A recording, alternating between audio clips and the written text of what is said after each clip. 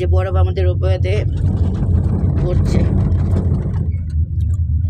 যাদের শ্বাসকষ্ট আছে হালকা না তাদের অসুবিধা, অক্সিজেন সিলিন্ডার আমার বিক্রি এখন হচ্ছিল খুব তো। একটা অসুবিধা হ্যাঁ হয়নি, বলছিল খুব তাই। শীত করছে। অক্সিজেন আর কিছু না। সিলিন্ডার, হাইয়েস্ট এটা 4200 ফিট। হ্যাঁ এটা হাইয়েস্ট গুলমার্গ রোপওয়ে, আর সব থেকে লম্বা।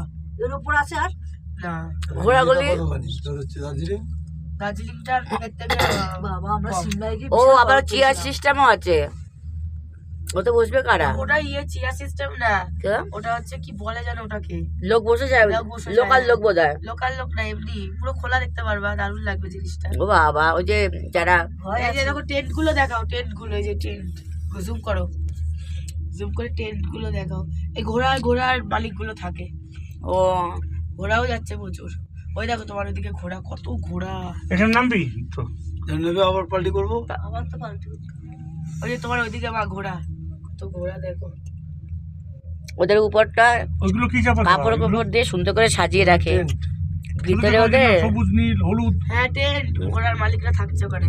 ওই দেখো ওই যে ঘোড়া, এই যে ঘোড়া। কত কষ্ট ওদের, মানে হ্যাঁ ও পা ভাঙা অবস্থায় হ্যাঁ পা ভাঙা অবস্থায়। ব্যাপার নেই ওদের। আমি বললাম যে ওদের পয়সা তো মানে ওদের রোজগারেই তো আপনাদের, হ্যাঁ। বুঝলো, আমি হিন্দিতে বলেছি। হ্যাঁ। বলে হ্যাঁ, এবার ও হ্যাঁ বলেছে কোন দিকে হ্যাঁ, তোমার সাথে বেশি হ্যাঁ। কথা করবে না। বলে হ্যাঁ খাইয়ে আনছি, পানি খাইয়ে আনছি। দাও নে। একটু ইয়ে করে দাও। তো এটা তো